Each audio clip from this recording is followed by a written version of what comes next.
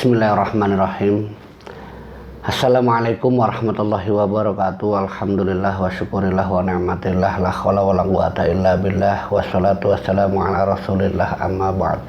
Jumpa kembali di channel Sunyi Sepi. Semoga kita dan kalian selalu dalam lindungan Allah Subhanahu wa ta'ala, selalu diberikan nikmat sehat, dilancarkan rezekinya, dipanjangkan umurnya, dan dimudahkan dalam segala urusan. Amin amin ya rabbal alamin. Terima kasih juga untuk kalian yang sudah dukung kami dengan subscribe channel Sunyi Sepi, sudah like, sudah komen dan share. Semoga kisah dari cerita-cerita kami ini bisa memberikan manfaat dan menghibur untuk kalian semua pecinta cerita horor dan cerita misteri. Nah, kali ini saya ingin membagikan cerita kisah pengalaman beliau dulu sewaktu kecil, usia masih belasan, di tahun 90-an. Dia tinggal itu di salah satu kampung di Pemalang. Kehidupan lingkungan di kampung dia tinggal itu setiap bulan puasa. Ini cerita tentang pengalaman beliau yang pernah tidur di salah satu tempat imam, tempat orang memimpin sholat. Dia itu dipindahkan di tempat lain. Nah, kejadiannya itu kayak gini. Di satu kampung itu, setiap bulan puasa, setiap malamnya itu kan ada yang namanya ronda keliling. Untuk ronda itu banyak anak-anak muda, anak-anak SMP, anak-anak SD itu sering berkumpul di salah satu tempat, itu namanya musola. Musola itu dijadikan mereka itu seperti tempat untuk mereka itu sembari istirahat menunggu malam datang untuk melakukan ronda.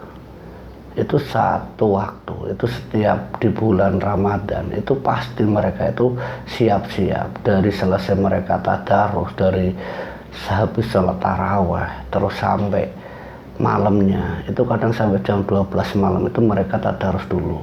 Nah, jam 12 sampai jam 2-nya itu mereka kadang istirahat dulu di musola. Ada yang pulang, ada juga yang tidur di musola, tapi kebanyakan ya mereka itu tidur di musola. Itu ada 10 orang, 10 teman-temannya, sebut saja namanya Ipul. Nah, ini kejadian Ipul. Saat yang lainnya jam 11 malam itu Ipul itu sudah istirahat, yang lainnya itu masih tadarusan, tapi pakai pengeras suaranya sudah tidak dinyalakan karena sudah malam, ya takut mengganggu lingkungan. Masih ada orang tadarusan di situ, cuman ya tidak pakai pengeras suara. Nah, Ipul ketiduran di satu tempat. Dia tuh tidur di tempat imam untuk memimpin jamaahnya. Nah, mitos imam tempat memimpin musola atau orang yang sedang mengimami ini dijadikan tempat tidur, itu mitosnya siapa saja yang tidur di tempat imam itu ya akan dipindahkan di tempat lain. Nah, ini kejadiannya dialami Ipul. Bukan hanya mitos, tapi Ipul juga mengalami. Dia ketiduran saat yang lainnya ini sedang tadarusan. Dia itu ketiduran itu sampai jam 1:30 malam. Dari jam 11 sampai jam 1:30 malam dia itu seperti tidur itu nyenyak sekali. Di dalam tidurnya Ipul dia itu memimpikan itu yang aneh-aneh.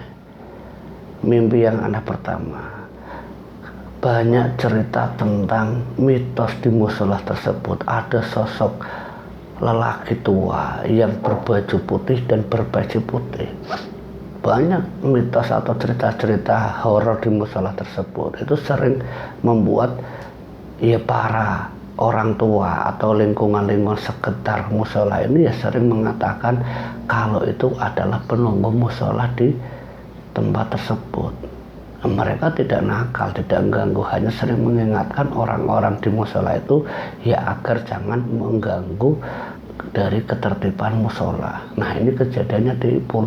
Ipul itu memimpikan sosok tersebut, padahal Ipul sama sekali itu belum pernah melihat apa yang menjadi cerita di tempat mereka tinggal.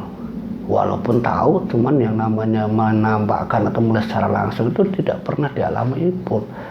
Dalam mimpinya Ipul dia itu melihat sosok tersebut. Itu kata Ipul, sosok kakek tua yang wajahnya bersinar, wajahnya itu ya pokoknya berseri-seri.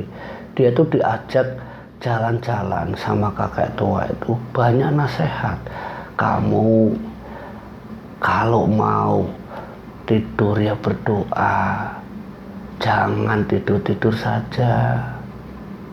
Iya mbah, iya mbah. Ipul bilangnya, jawabnya ya kayak gitu, ya mbah, karena memang Ipul tidak pernah mengucapkan kata iya kakek nenek itu enggak. Ipul bilangnya kakek neneknya ya pakai kata mbah, iya mbah, iya mbah. Ipul diajak ke satu tempat, dia jalan-jalan muter di alam lain, di dalam mimpinya Ipul seperti melihat suatu tempat yang belum pernah dijumpai Ipul. Tempat itu seperti asri sekali.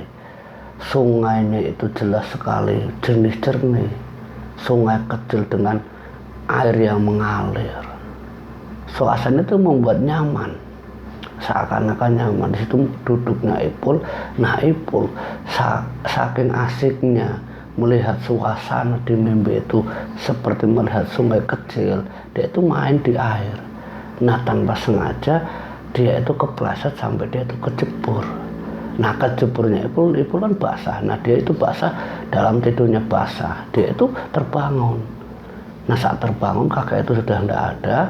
Nah, Ipul di dalam mimpinya Ipul yang basah, Ipul itu merasakan basah di saat dia tidur. Nah, saat dia tidur basah tersebut ternyata dia itu sudah ternyata Ipul itu sudah ada di kolam tempat orang-orang mengambil air wudhu. Ipul kaget, loh saya tidur di mana? Tidur kok di dalam kolam? Dia dengan sadarnya basah kuyup semua badannya, dia langsung terbangun. Siapa yang ngerjain? Siapa yang lempar saya? Siapa yang ini? Dia langsung keluar nengok teman-teman yang sudah istirahat semua, tidak ada yang bangun. Dibangun teman-temannya, hei kamu ya yang sudah lempar saya, hei kamu ya yang sudah lempar saya, hei kamu yang jeburin saya. Teman-temannya bingung karena mereka masih tidur semua. Jam 1:30 itu cuma satu yang masih jaga, karena nunggu jam 2 ada salah satu temannya masih jaga dan lihat Ipul yang basah kuyup itu kaget. Pul, kamu dari mana? Itu basah sekali, kamu ngebangun orang pada istirahat, kamu ngapain? Lah saya kok kayak gini tuh kamu ya yang lemparin. Siapa yang lempar kamu? Siapa yang ngebawa kamu ke kolam? Nggak ada, Pul. Lah terus kenapa saya sampai ke kolam? Lah kamu tadi di mana? Dia ingat, saya tadi ada di dalam, tidur di dalam. Dalam mana? Pantasan aja, Pul, kamu tidur di tempat imam, tidur di tempat orang mimpin sholat. Ya pantasan aja kamu dipindahin. Sontak dia sama Ipul, temennya Ipul itu langsung ngebangunin yang lainnya, itu langsung pada kabur. Oh cepat-cepat, ada setan, ada setan, ada setan. Ya mereka langsung kabur. Ya kenapa? Ngelihat Ipul yang tadi tidur di dalam musola tiba-tiba bangun dalam keadaan basah kuyup, itu sudah ada di kolam tempat orang air wudhu. Mereka itu pada keluar, ronda yang biasanya dilakukan malam itu tidak jadi. Mereka semua lari terbirit-birit karena melihat Ipul basah kuyup. Mereka tahu dengan jelas kalau Ipul tadi tidur itu di tempat imam tersebut. Tapi kenapa Ipul sampai di kolam? Ipul saking takutnya dia langsung lari ke rumah. Nah, orang tuanya bilang sama Ipul, kamu dari mana, Pul? Malam-malam kayak gini, basah-basahan kayak gini, kamu dari mana? Pak, tadi Ipul, Pak, nggak tahu Pak, tiba-tiba kok sudah ada di dalam kolam, Pak, kayak gini basah kuyup. Maksudnya gimana? Kata bapaknya, ya tadi Ipul gini, Pak, Ipul tadi ketiduran waktu ada orang lagi tadarusan. Nah, Ipul itu ketiduran di belakang mereka tadarusan, itu tepatnya di tempat imam. Nah, orang tuanya dengar, ya kamu tidur ya jangan di situ, mau di luar atau di dalam, mau tidur ya jangan di tempat imam tersebut. Lah emang kenapa, Pak? Lah kok emang kenapa? Lah kayak gini sekarang kamu. Ya itu bukan cerita mitos saja, nak. Tempat imam itu tempat yang orang mimpin. Itu bukan sembarangan. Kalau kamu mau tidur ya jangan di situ. Itu bukan cuma kamu yang ngalami, bukan cuma kamu saja yang pernah mengalami, tapi dulu juga ada. Kemarin sekitar 10 tahun yang lalu itu masih mending kamu dijeburin ke kolam. Dulu ada yang sempat dipindahin ke genteng, ke atap. Karena apa? Ya dulu orang itu tidak percaya kalau tidur di tempat imam itu bakal dipindah. Nah saking tidak percayanya itu dia sengaja tidur di tempat imam tersebut. Nah dia terbangun itu sudah ada di genteng. Nah dia sadar, dia teriak-teriak tolong-tolong. Karena apa? Sadar-sadarnya dia, katanya dia itu yang mimpi itu seperti lagi naik rumah, lagi naik atap. Nah ternyata mimpi itu sama yang dialami, dia itu seperti di bawah, dia seperti di bawah di atap. Nah sadar-sadar dia sudah di atas. Masih mending kamu Pul cuma dijeburin di kolam. Ya saya tidak sengaja Pak tidur di situ. Ya lain kali kalau mau tidur ya jangan di tempat imam, soalnya tempat imam itu sakral. Ya kalaupun tidak sakral itu ya banyak yang pasti kejadian-kejadian yang tidak nalar itu bakal kesampaian sama orang yang tidur di tempat imam. Ya Pak, ya Pak, ya udah kamu ganti aja di sana, kamu ganti baju. Singkat cerita Ipul masuk ke dalam ganti baju yang basah ditaruh di kamar mandi. Dia sudah pakai handuk ganti baju, dia mau keluar lagi, mau keluar maksudnya mau ronda. Nah ternyata teman-temannya itu sudah tidak ada di musola, teman-temannya sudah lari semua seperti saat Ipul balik ke rumah. Nah Ipul yang sendirian di musola, dia itu seperti melihat sosok yang di dalam mimpi. Mbah dipanggil sama Ipul, Mbah. Si Mbah itu bilang sama Ipul, Le, nek arep turu ya aja ning kono. Dalam bahasa Indonesianya dia bilang, nah kalau mau tidur nanti jangan di tempat situ lagi. Kalau ndak kepingin yang lain-lain. Iya mbah. Dia sadar itu sosok yang mindahin. Dia langsung balik cerita lagi sama Pak. Kenapa lagi Pul? Pak, Mbah yang pakai baju putih itu ada di musola Mbak tadi Pak. Waktu Ipul itu mau nyamperin teman-teman di musola, ketemunya sama mbak yang pakai baju putih. Ya Allah Pul, itu penunggu di musola situ. Kamu kenapa? Kamu udah diapa-apain? Ya Alhamdulillah Pak, dia cuma nanya, cuma ngingetin saya kalau mau tidur ya jangan di situ, tidur di tempat lain, tapi jangan di tempat imam. Yang semenjak kejadian itu Ipul kan gegar besok paginya mereka itu sedang aktivitas puasa, habis sahur ini kan mereka kumpul lagi, ngobrol-ngobrol sebelum sholat subuh ini ngobrol. Nah cerita tentang kejadian yang baru saja dialami Ipul. Pada ketawa, bukannya malah pada ketawa ya karena kamu Pul, salahnya sendiri, kamu tidur di tempat situ. Coba tidur di sini ya aman-aman saja. Kata temennya yang tadi nggak tidur yang jaga itu bilang nggak lihat Ipul kalau tiba-tiba Ipul itu ada di kolam dan nggak tahu kapan Ipul itu lewat di depannya.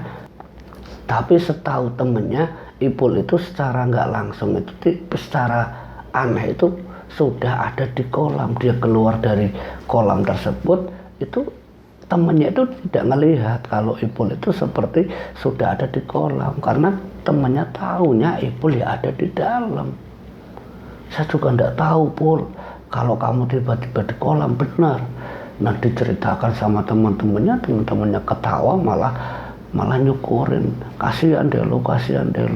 Orang tua-tua yang mau jamaah sholat subuh pun akhirnya ngomong sama Ipul, termasuk orang tuanya, ya kamu ya Pul sudah tahu kalau tempat imam itu tidak boleh untuk tidur.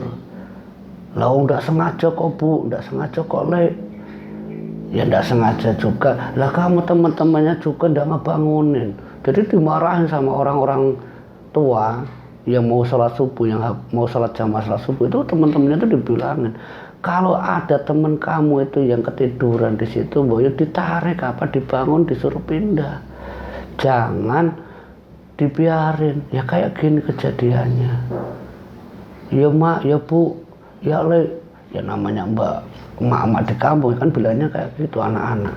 Ya singkat ceritanya kejadian Ipul itu akhirnya tidak terulang lagi sampai sekarang, karena di lingkungan Ipul tinggal memang banyak kejadian-kejadian aneh di musola dia tinggal. Bukan hanya sosok penunggu di situ, tapi di kolam pun ada, di tempat sekitar musola itu banyak makhluk-makhluk aneh yang kadang membuat orang-orang yang jamaah di musola itu ya sering mengalami hal-hal yang mistis. Tapi kejadian Ipul ini ya tentang pengalamannya dia tadi yang pernah ketiduran di tempat imam sampai dia akhirnya mimpi. Nah, mimpinya kecebur, ternyata dia sudah ada di dalam kolam. Semoga kejadian dan cerita dari Ipul ini bisa memberikan wawasan dan menghibur untuk kalian semua pecinta cerita horor dan cerita misteri. Akhir kata, wallahu muwaffiq ila aqwamit thoriq. Wassalamualaikum warahmatullahi wabarakatuh.